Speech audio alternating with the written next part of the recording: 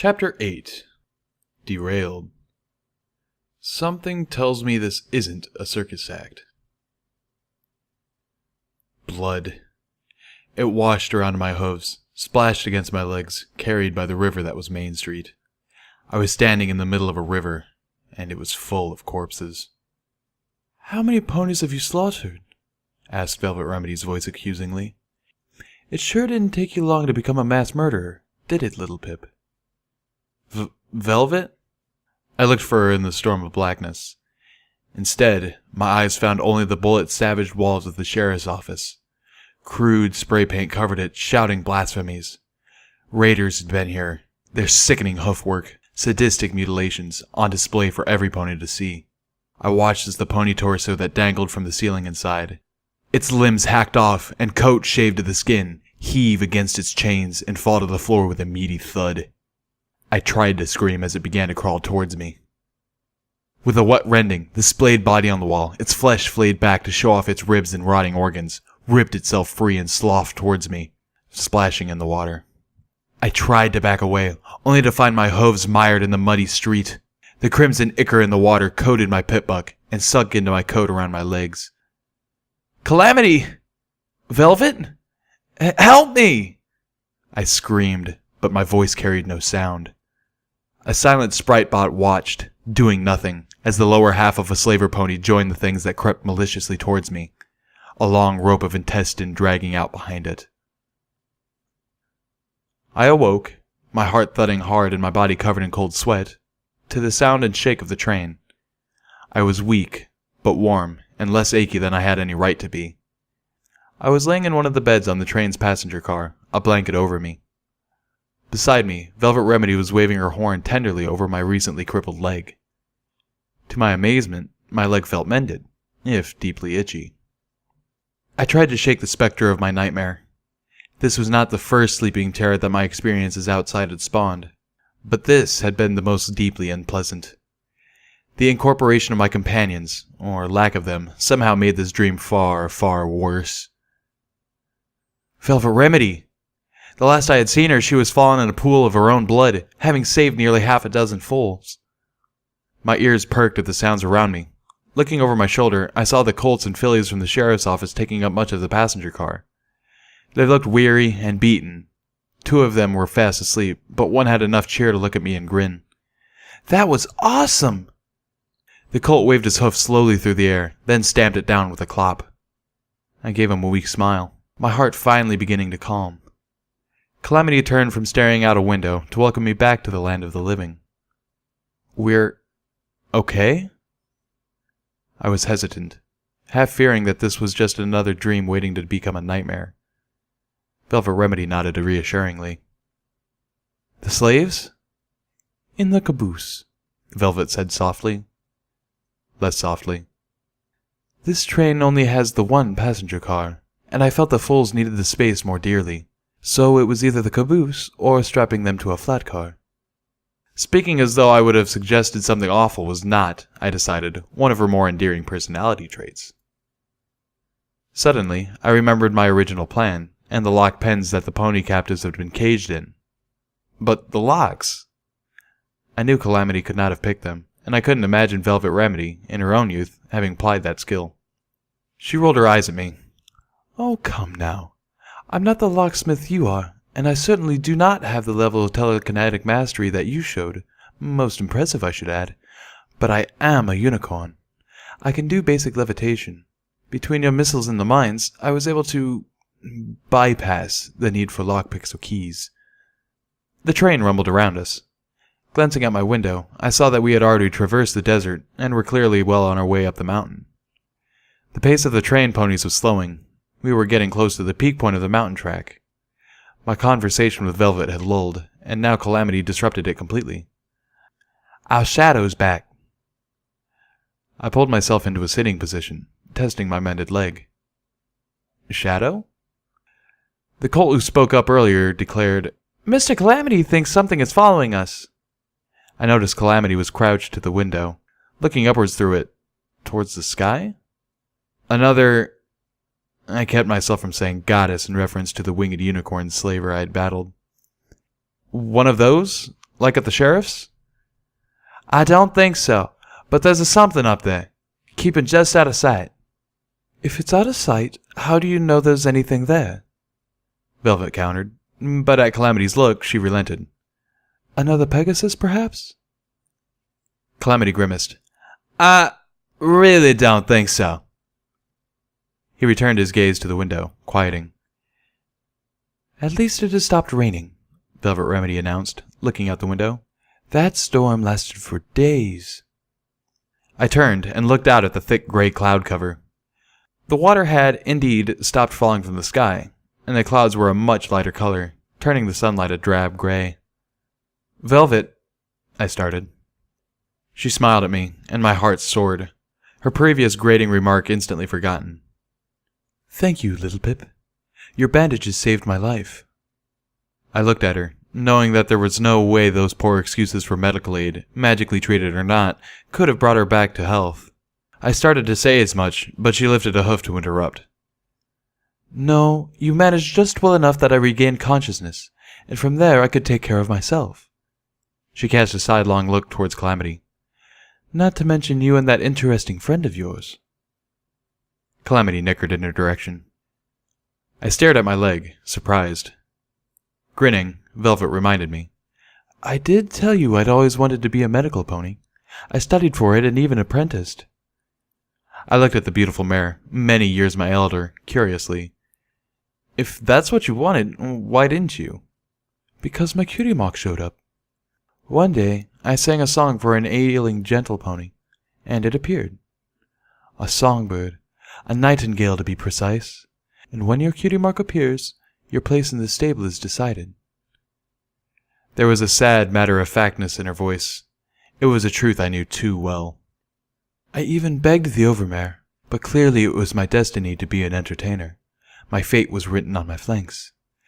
My voice was the most beautiful in the stable, and I could not deny that I could sing, or that I even enjoyed it a fair bit. The overmare even showed me my genealogy, proving that I was the many times great-granddaughter of Stable 2's first overmare, who herself was a legendary singer. I nodded, having heard the heart-wrenching music myself while in Turnpike Tavern. How could I fight the weight of all that? The overmare, she graciously allowed me to indulge my hobby in the small times when it wouldn't interfere with my new duties of uplifting the stable's flagging morale. But my dreams, I was told, were not for me. Suspecting the answer, I had to ask the question. Velvet, why did you leave the stable? Velvet whinnied demurely. Again, because of my cutie mark.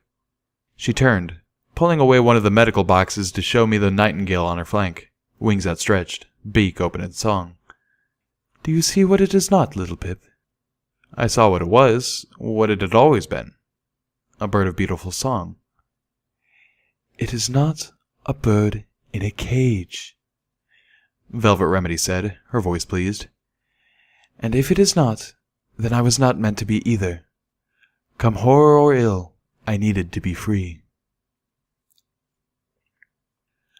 I'm gonna take a walk outside, maybe stretch my wings. I looked up from the book I was reading to pass the time. Turns out, Equestrian Army today was all about battle saddles. The train was slowing to nearly a stop. The engine had already crested the peak, and the train ponies were drawing the rest of the train down over the lip and around the next bend before releasing it and jumping aboard themselves. There wasn't going to be another chance to get some fresh air, or for Calamity to get himself a better look at our shadow. I nodded, bidding him go. Velvet Remedy was probably on her way back from the caboose. She had been making regular checks on the adult ponies we had rescued, and I was entertaining a quick trot myself once she was here to watch the foals. I waited, time seeming to have slowed to a crawl like the train itself. She was taking her sweet time. Had she possibly gotten lost? No, that was silly. You couldn't get lost on a train, could you? I chuckled as I realized that, if I ever got lost on a train, my Pip-Buck's auto-map spell would guide me. Poor Velvet. However could she find her way on a train without it? I had offered Velvet Remedy her Pip-Buck, but to my shock, she had refused it. I stressed how unbelievably useful a tool it was in the Equestrian wasteland. She said I could keep it as a gift, and as an apology for having given it to me in the first place. She didn't blame herself for my leaving the stable, but she regretted having played a hoof, and truthfully a whole pony, in my decision. I had tried one last time, and she finally told me flatly, "I escaped that prison. I will not wear its shackle, no matter how gilded a shackle it might be." At that, she had left to check the ponies in the caboose. I was brought out of my reverie by the draconic roar of minigun fire, followed by the death screams of the trained ponies. A mere second later, I heard the switch pulling team, who were currently acting as guards, open fire in return. The foals began to panic. I was attempting to calm, or at least corral them, when Velvet Remedy returned from the back door, looking worried. At nearly the same moment, one of the trained ponies from the switch team burst in, shouting and waving his paws, a lever-action shotgun floating by his side. "Slaver ambush! Protect the children!" What? How could they have gotten ahead of us? Before I could ask, a grizzly pony wearing slaver armor, spiked hooves coated in the blood of trained ponies, broke into the passenger car and reared up, intending to end the life of another. I didn't have time to think. I just drew my assault rifle and fired at him. The trained pony ducked, his own gun swinging around and unloading into the slaver. I couldn't tell whose shot felled him. Flashes of my nightmare came back to me. I hesitated, but mercifully only after the attacker had been taken down. Then, with the stomp, I activated my EFS and watched the flurry of red marks fill my forward compass, milling about the few friendlies that were in front of me. I turned to Remedy, levitating out the needler gun and fitting it with a marked clip. I had not been able to determine what the markings on the needle clip stood for, but I suspected any one of them would be at least capable of incapacitating. "Take this. Guard the foals with your life. I'm going to help up ahead. Better to take them down before they got back this far, if I could." Velvet Remedy stared at the needler pistol as if it was diseased. "I couldn't." "Oh, for Celestia's sake. You have to. You're not going to survive out here if you aren't willing to fight back." I pointed towards the foals. "And neither will the ones you're protecting." Velvet gulped. I mean, I don't know how." "Oh. It's easy. Float it up, pointing this end at the bad guy. To shoot, pull this little lever back. That's the trigger." She nodded, then looked at me as if hoping I would offer another option. "I'm not a killer. I don't think I can." "Learn to." It was a harsh, even brutal thing to say, but that was the equestrian wasteland. The train slid down the track, picking up speed but still slow enough for the motley force of unicorn and earth pony slavers to leap aboard. 2 earth ponies with minigun battle saddles had torn through the pulling team, shredding the poor ponies into red meat. The barrage of return fire had slaughtered them in return. I stood my ground on a boxcar several cars forward of the passenger car that held Velvet Remedy and the foals, assault rifle at the ready. My EFS compass was so full of red ahead of me that it was impossible to track individual opponents. Part of me wanted to attempt parley, if only to avoid the growing pain in my conscience. But that was out of the question. No, any pony attacking the train went down. It was with this intention firmly planted that I opened fire on the first slaver to jump her way onto the boxcar ahead of me. My shot went wild and she jumped back down. Damn it! I heard an explosion above and behind me. Casting my eyes to the sky, I saw Calamity dodging and weaving through the air, a griffin in hot pursuit. The enemy aviator held a brush gun, a much nastier firearm than any I had seen so far, and occasionally slowed his pursuit of Calamity to fire a shot. Calamity, bless him, was not making himself an easy target, and costing the griffin distance with each failure. As I watched, Calamity suddenly swooped upward, pulling a full loop. And to my dismay, the griffin matched his move, looping slightly inside his own to close the distance with him yet again. I heard clopping coming closer, but as I turned my attention back to the boxcars ahead, I saw nothing. Confused, I took a step towards the edge, looking down to see if they were racing up along the ground. Only to see 3 slaver ponies racing along the side of my boxcar, passing me. Somewhere, a slaver unicorn was aiding them with spells. A magic glow held their hooves to the side of the moving train. "Luna rape you with her horn!" I growled, feeling incensed at the magical trickery, and swung about the assault rifle, firing it into their hindquarters, flanks, and necks as they raced down the next boxcar towards the passenger car. 2 ponies screamed as they fell from the train, mortally wounded, one breaking his neck on the fall, but the third made it to the gap between the cars before I could bring my weapon to bear on him. The train was moving at a fair clop now. I raced along the roof, jumping to the next car and skidding to a stop. I looked down between the cars, and quickly pulled my head back as the slaver spotted me and fired a mouth-held submachine gun into the air where my head had just been. Focusing, I pulled the wide-eyed slaver up out of his hiding place. Then something hit me from behind, sending a stripe of searing pain up my back. I dropped him, the damnably lucky bastard falling safely onto the roof just across the gap. I was surrounded now. The pony I had missed before had come up behind me while I was focused on this new one, a whip clenched in her mouth that she wielded with hellish accuracy. With a crack of her whip, she knocked my assault rifle out of the air, the weapon sailing out over the cliff face the track was skirting. The SMG slaver had taken my moment of surprise to reload, and now grinned. In his mind, he had already killed me. Another explosion from above, and 2 bullets ripped through the slaver, felling him. His body, SMG still clenched in his teeth, slid off the boxcar roof. A moment later, Calamity swooped low over the boxcar and banked sharply, his hooves scraping along the cliff that rose up above us on the other side of the train. The Griffin swooped over the train in pursuit. I ducked. The whip pony wasn't quick enough and got clipped by one of the Griffin's wings, the hit cleanly decapitating the slaver pony. I felt my heart skip a beat as I saw the blades that adorned the forward edge of the Griffin's wings. Scooping up the decapitated pony's whip, I kicked the rocking head off the side of the train. I curled the whip into my saddlebags, brought out my combat shotgun, and moved. First to one side of the boxcar, then the other. The spell the slavers were using changed the situation dramatically, and I was painfully worried about how many had gotten past me before I wised up to it. Further up the train, I heard more gunfire as the remaining train ponies fought for their lives. Down the train, I thought I heard Velvet Remedy scream. I turned towards the sound, my hindquarters to the front of the train when something thumped hard somewhere against the front of the train, and then the train gave a shudder as its wheels crunched through the body that had fallen down onto the tracks. Calamity landed deftly beside me. I stared at him in surprise, and he seemed to blush as he hoofed at his mane. "I'm afraid Razorwing couldn't join us. He refused to get off of my tail, and even when I swooped between 2 of the cars." Calamity smiled, looking around as if trying to find a missing friend. "I swear, he was right behind me just a moment ago." I smirked, then pointed a hoof towards the passenger car.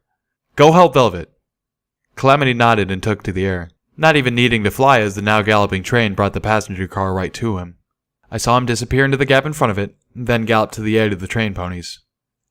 As I did so, a frightening voice in my head asked me what my life had become, what I was becoming, that there were so many ponies who wanted to take my life, and that I was charging towards them?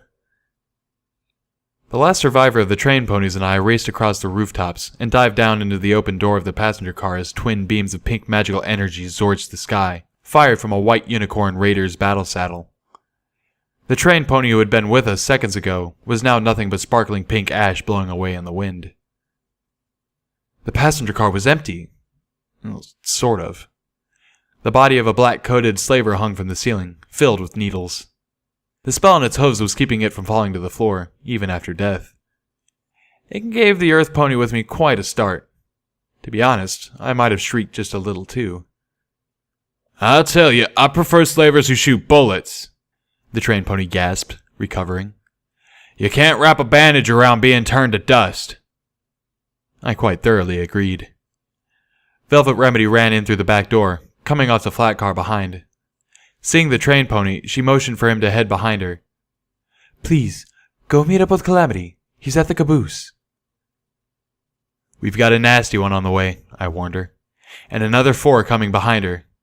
I think these are the last of them, but one is using a battle saddle with magical energy weapons."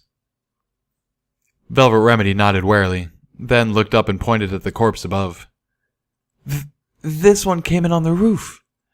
Like an insect." She was clearly shaken, more at having to take a life than the strangeness of the circumstances, but I suspected she couldn't bring herself to focus on that. Not yet. I began to wonder if her occasional unpleasantness wasn't part of some coping mechanism for dealing with the horrors of the equestrian wasteland. The Earth Pony trotted past her, reloading his weapon and blocking the door closed behind him. A minute later, Calamity galloped up. "Every pony's in the caboose, and I've kicked it off. The slavers won't be getting to them from here." He lowered his head and stomped at the floor. "Here's where we hold the line." There was no time for discussion.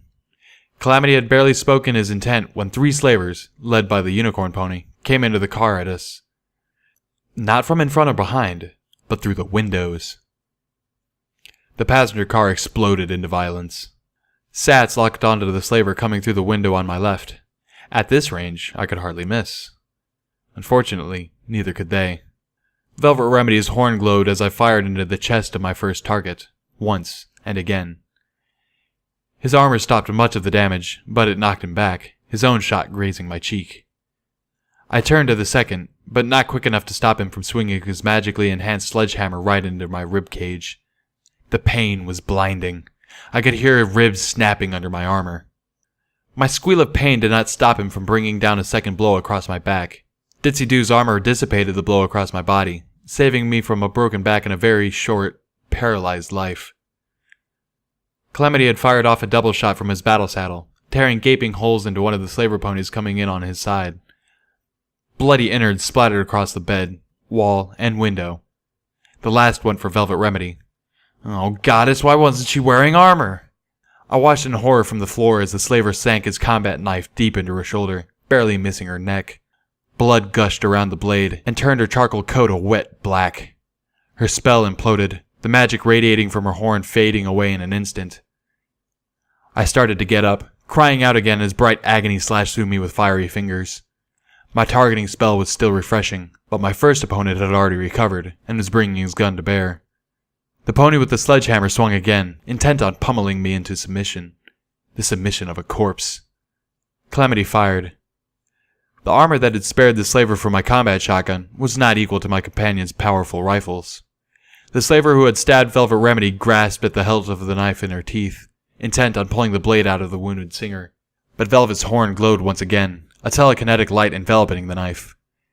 It was simple, weak telekinesis holding the blade, but it kept the pony from sliding out the blade as easily as she expected. In that briefest pause gave Calamity enough time to turn his barrels on her. He fired again, and Velvet was splattered with wet bits of the other pony. I was in so much pain. My vision blurred heavily. I was having trouble drawing breath. But at least now, it was, I thought hopefully, only 3-on-1. But as the slaver raised his sledgehammer over my head, the door burst open. The white unicorn, standing just outside the door, opened fire with pink magical energy. With a flash from my horn, Sledgehammer Pony found himself pushed away, becoming an impromptu shield. An eye blink later, he was glowing pink dust. Now it really was 3-on-1. And while I had to fight through my pain to fire, my targeting spell had finally returned, and Sats guided my shots. And Calamity needed no aid at all. Velvet Remedy's horn glowed as she slowly mended my several broken ribs, jumping slightly as the train gave a buck. The pain in my side had reduced to a throbbing, bad enough to wring whimpers from me. Really, little Pip, this is becoming a habit. Her own coat was matted with blood. The last of our healing potions had been consumed, and both she and I wore the last of our bandages. Only Calamity had made it through virtually unscathed. The slavers lay dead about us, save for the one who had pummeled me with a sledgehammer. His body had been vaporized, turned into glowing ash. I recoiled at the thought that I might have breathed in some of him. I turned away, staring at the floor. Though we had won, it didn't feel like a victory. Instead, I felt that I had led half a dozen trained ponies to their slaughter, and, in the end, I had failed in the fight as well. If Calamity hadn't been with us... Reading me far too easily, Velvet Remedy tried to soothe me.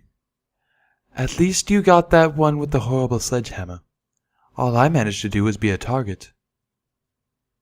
You were doing more than your share with your healing skills, and mending spell, I pointed out, adding, although I'm surprised you didn't stay with the freed slaves and foals. Velvet Remedy whinnied. That caboose was too crowded as it was. If I'd have to force myself in there too, some pony would have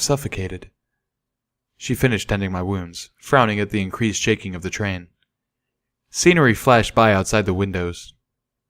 Yep, Calamity returned to us, making his way through the rattling train. Looks like that was the last of them. The train groaned dangerously as it tore around a corner, forcing us to catch ourselves. Velvet looked between us with alarm. Don't either of you ponies think we're going awfully fast? How does this train of yours slow down? We use the brakes. And where are they? In the caboose. Velvet's ears dipped back. She stared levelly at Calamity. The caboose?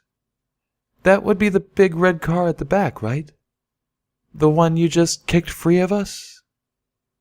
I felt a surge of panic. Calamity grimaced a little. Yep. Pondering. You know, that would explain the look the train pony was giving me. I begin to see how you got your name, Velvet said flatly. Several minutes of confirming our situation and arguing what should be done followed as the train continued to race down the mountain, out of control. Soon, the three of us were bracing ourselves against every turn. We were still only halfway down, sheer cliffs flying by on either side. In the end, I decided there was only one solution. Calamity, fly Velvet Remedy to safety. Velvet's eyes widened. But what about you? Resolutely, I stomped on the ground, trying to ignore the twinge in my recently mended leg and ribs. I'll be fine. I figured out another way off. The two of them looked dubious, but they trusted me. So, with a nod, Calamity and Velvet made their way to the nearest flat car. I'll be back for you, Calamity promised as he spread his wings. The wind tore Calamity and Velvet off into the air. And then, I was alone. On a runaway train. Okay, I thought to myself. Now it was time to actually think of a way off. The train charged forward towards a mountain curve, hitting it far too fast. The train tilted. I could feel wheels coming off the track. Cold sweat breaking across my already too abused body as I poured telekinetic power into holding the train on the track. The whole train glowed feebly as it ripped around the corner, canted crazily, riding only one side of its wheels. With a squealing thud, the train righted itself on the track, already headed towards another turn. This one throwing the train's weight against the rising cliff wall. The rocky wall raked at the train, gouging at boxcars and rending most of the roof of the passenger car with a resounding roar. I clenched my eyes against the storm of splinters. When I opened them again, wind was buffeting me fiercely through the gaping wound in the train car. I could see another turn ahead, this one even sharper. Trembling with exhaustion, I knew there was no way to prevent the train from leaping the track this time. I focused again, dreaming I could levitate myself to safety. Groaning with the effort, I felt my hooves leave the ground just as the engine car hit the curve and snapped around it. The massive weight of the train could not follow. With a horrific, screaming shudder, the jackknifing train tore from the track, soaring out over the mountain cliff like a snake with a broken head, and plunging towards the valley over 1,000 feet below. With all my remaining focus, I pushed myself up and away, lifting out of the open roof. But it was not enough. I was still falling, and fast.